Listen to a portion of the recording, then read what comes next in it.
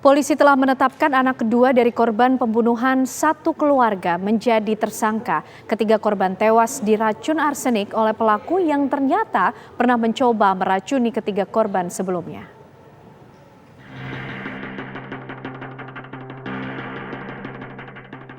Diodava adalah pelaku di balik kematian ayah, ibu, dan kakak perempuannya.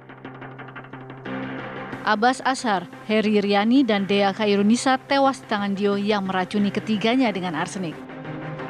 Racun matikan itu campur Dio dalam minuman es kopi dan teh hangat. Dampak pertama dari arsenik itu, ketiga korban muntah-muntah hingga pingsan.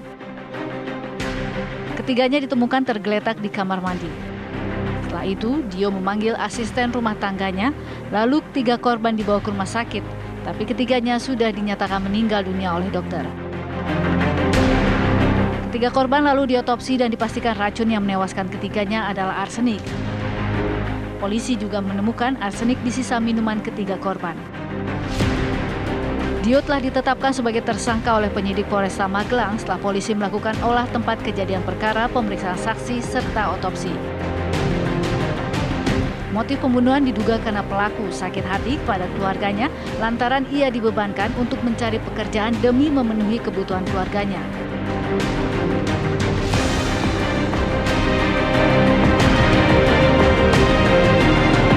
Bapak orang tua daripada terduga pelaku itu 2 bulan yang lalu baru saja pensiun, ya.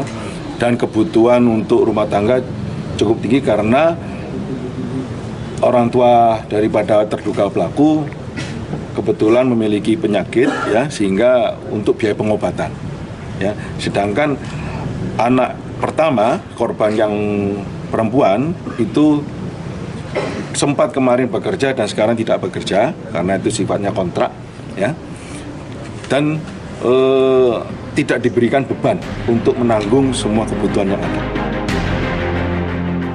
Namun paman tersangka meragukan keterangan Dio yang menyatakan jika keponakannya itu dibebani biaya hidup keluarga. Paman pelaku menyebut Dio justru sering berbohong dan kerap meminta uang kepada orang tuanya.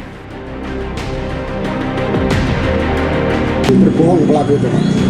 Sering sekali, amat sangat sering. Itu untuk menutupi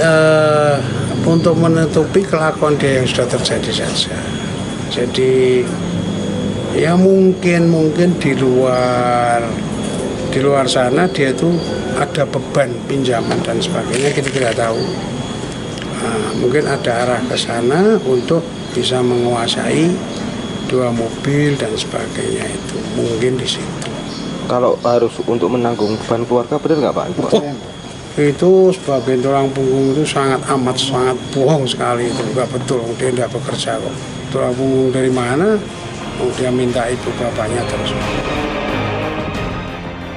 Meski anak kedua korban sudah ditetapkan sebagai tersangka, kepolisian masih terus mendalami kasus ini, termasuk soal motif lain yang mungkin saja berbeda dari pengakuan tersangka.